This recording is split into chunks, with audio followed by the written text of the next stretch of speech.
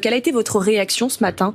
On s'est dit que la série noire continuait et donc effectivement on est face en fait à des individus qui sont déterminés, particulièrement bien structurés et au-delà de vouloir déstabiliser l'État comme le dit le ministre de la Justice. Aujourd'hui on terrorise surtout des hommes et des femmes qui exercent le métier d'agents pénitentiaires, qu'ils soient de surveillance ou d'insertion de probation ou même administratif ou technique. Aujourd'hui ils ne sont plus en sécurité à l'intérieur des établissements, ils ne sont plus en sécurité à l'extérieur et même jusque chez eux.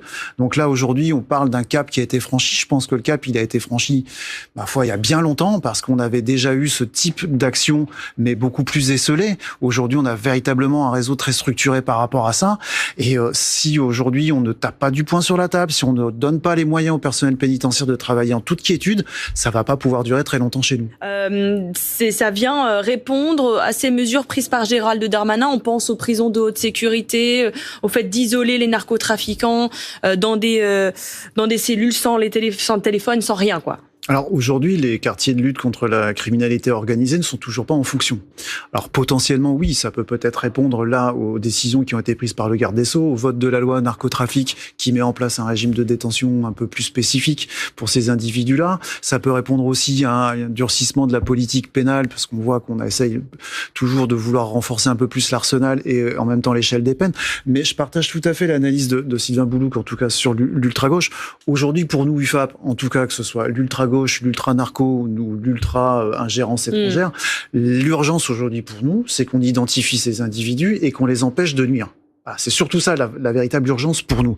Donc aujourd'hui, le constat qu'on peut dresser, c'est qu'au final, les domaines pénitentiaires sont ouverts aux 80. On peut mettre des grillages comme on a eu à Tarascon, ça sert à rien. On peut faire des maraudes de police comme c'est le cas depuis hier, ça sert à rien. Tant qu'on mettra pas des moyens, des hommes sur le terrain pour pouvoir protéger les emprises foncières, on n'arrivera pas à protéger les établissements et les personnels. Ensuite, il faudra aussi songer derrière à comment on met en place un dispositif pour pouvoir également assurer la sécurité des personnels depuis leur domicile. Alors effectivement, parce que là, vous n'allez pas pouvoir sécuriser les domiciles. Oui, c'est ça. Alors, des milliers d'agents pénitentiaires. Référence à l'anonymisation des personnels. Alors, en effet, l'UFAP était intervenu auprès des députés et du gouvernement pour obtenir cette anonymisation dans le cadre de la loi narcotrafic. On l'a en partie obtenu. Aujourd'hui, ce qu'on demande, c'est que cette possibilité d'être anonymisé au niveau judiciaire et au niveau administratif soit étendue à l'ensemble des établissements et à l'ensemble des services pénitentiaires. Un peu de recul par rapport aux droits des prisonniers français, puisque c'est la seule revendication, si je puis dire, qu'on a trouvé sur presque toutes ces attaques. D'ailleurs, concernant les conditions de détention, Wilfried Fonck, il y a un durcissement des conditions de détention. Aujourd'hui, il y a des gens qui alertent sur ces conditions d'ailleurs. Alors, ce qu'on appelle conditions de détention, moi je les appelle conditions de travail pour les personnels pénitentiaires, parce qu'au final, on travaille au même endroit qu'on héberge des détenus. Donc aujourd'hui, la grosse difficulté, je vais vous donner 3 chiffres. 82 000 détenus, 62 000 places, 3 000 vacances de poste au niveau des personnels de surveillance. Donc on est effectivement dans une situation telle qu'aujourd'hui, on continue à écrouer des individus, qu'on est obligé de mettre dans des cellules où il y a déjà 2, voire 3 personnes, de mettre des matelas au sol. Donc effectivement, les conditions d'accueil et d'hébergement sont totalement dégradées. Derrière, ça crée des tensions dans les cellules. Les personnels se retrouvent à devoir gérer des étages de détenus avec, au lieu d'en avoir 60 ou 80, vous multipliez par 2. Donc effectivement, ils ne peuvent pas non plus, eux, être au contact direct et mettre ce lien humain qui fait baisser les tensions.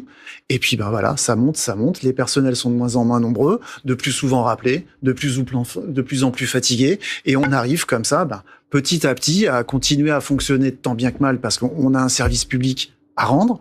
Et malheureusement, aujourd'hui, on est arrivé au bout du bout. C'est-à-dire que les personnels sont totalement en incapacité de pouvoir continuer à exercer leur mission convenablement. Effectivement, la récidive va auto-générer de la surpopulation, en fait, et quelque part, tant qu'on ne passera pas à un système carcéral beaucoup plus moderne, parce que celui dans lequel on travaille, il faut être honnête, c'est complètement archaïque, il y a des détenus qui nécessitent une prise en charge sécuritaire parce que leur niveau de dangerosité le justifie, mais vous avez une immense majorité de détenus qui justifieraient qu'on mette plus de moyens dans une politique de réinsertion pour justement lutter efficacement contre la récidive et éviter derrière qu'ils reviennent et venir nourrir encore un peu plus cette fameuse surpopulation. Ça concerne les personnels pénitentiaires. Ces personnels pénitentiaires sont-ils assez nombreux et bien formés pour garantir la sécurité des prisons, Wilfried Fonck ? Alors, sont-ils assez nombreux ? Non, puisqu'on a déjà 3000 vacances de poste au niveau des personnels de surveillance. Si vous ajoutez à cela les personnels d'insertion et les personnels administratifs et techniques, aujourd'hui, c'est entre 4000 et 4500 emplois qui ne sont pas couverts. Donc non, on n'est pas assez nombreux. Est-ce qu'ils sont bien formés ? En tout cas, les personnels de surveillance, oui. Et d'ailleurs, la formation a été revue et va être encore un peu plus longue et un peu plus lourde. Donc aujourd'hui, on essaye finalement de s'adapter dans le cadre de la formation initiale, mais cette formation ne se suffit pas à elle-même. Derrière, il y a une nécessité forcément de se faire son expérience propre, mais il y a aussi une nécessité de mettre en œuvre de la formation continue, c'est-à-dire dans le quotidien des personnels. Et malheureusement, le fait qu'on n'ait pas assez de personnel ne permet pas de pouvoir continuer cette formation tout au long de la carrière. Justement, vous en avez beaucoup parlé tout à l'heure. Il y a cette question de Myriam qui demande comment pourrait-on mieux protéger les agents pénitentiaires. Je sais que c'est un peu la question essentielle. Alors, on a évoqué effectivement l'anonymisation tout à l'heure, alors qui pourrait être une partie de la solution. Après, il y aura la nécessité forcément de renforcer la sécurité sur les domaines pénitentiaires, la sécurité à l'intérieur des établissements, parce que on faisait référence tout à l'heure aux fouilles. Effectivement, à partir du moment où on ne peut pas fouiller un détenu à l'issue d'un parloir ou à l'issue d'un contact avec une personne à l'extérieur, derrière, voilà, on ouvre un chemin qui avait été déjà ouvert d'ailleurs dans les années 80 quand on a supprimé les parloirs hygiaphones, puisqu'avant les années 80, les parloirs hygiaphones étaient systématiques pour tout le monde. Donc on a commencé petit à petit comme ça à ouvrir la prison.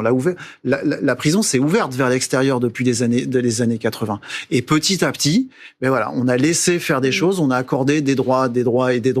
Et derrière, aujourd'hui, malheureusement, comme il n'y a pas de contrepartie en matière d'obligation, et fatalement, ça fait que les établissements pénitentiaires aujourd'hui sont devenus totalement ingérables. Et que le profil des détenus a changé sans doute. Et la criminalité a effectivement évolué, et ça, malheureusement, les gardes des Sceaux qui se sont succédés jusqu'à présent sont restés sourds et aveugles à ça, tout comme les directeurs des administrations pénitentiaires. Et juste sur cette question de comment mieux protéger, hier, Gérald Darmanin a dit qu'il fallait réfléchir à la possibilité que les agents pénitentiaires rentrent chez eux avec leurs armes.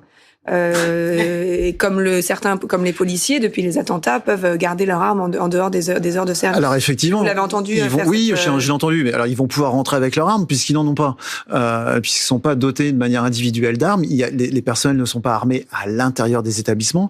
Il y a une faible partie d'entre eux qui sont porteurs d'une arme dans le cadre de leur mission. Je pense notamment aux équipes régionales d'intervention et de sécurité, aux équipes qui s'occupent des extractions judiciaires ou qui travaillent dans des unités hospitalières, mais en dehors de ces personnels-là, il y a aucun personnel n'a une arme en dotation de manière quotidienne et régulière. On continue avec cette question de Nathalie. Que peut-on espérer des quartiers de haute sécurité promis dans les prisons par Gérald Darmanin ? Cela ne va-t-il pas inciter à plus de violence de la part des réseaux criminels ? Il faut savoir, c'est que l'objectif du garde des Sceaux, c'est de couper ces détenus du narcotrafic avec l'extérieur. Là, effectivement, l'objectif devrait être atteint. Derrière, c'est pas la volonté de vouloir donner de meilleures conditions de détention, c'est pas la volonté de vouloir donner des conditions d'exercice des personnels beaucoup plus adaptées. Là, c'est juste une partie de la réponse à ce qu'au niveau de l'UFAP, nous, on appelle les établissements spécialisés et adaptés, et où ça nécessite avant un profilage des détenus, et on les prend en charge en fonction de leur niveau de dangerosité ou en fonction, en tout cas, de leur capacité aussi à pouvoir se réinsérer. Et là, on pourra faire évoluer le système.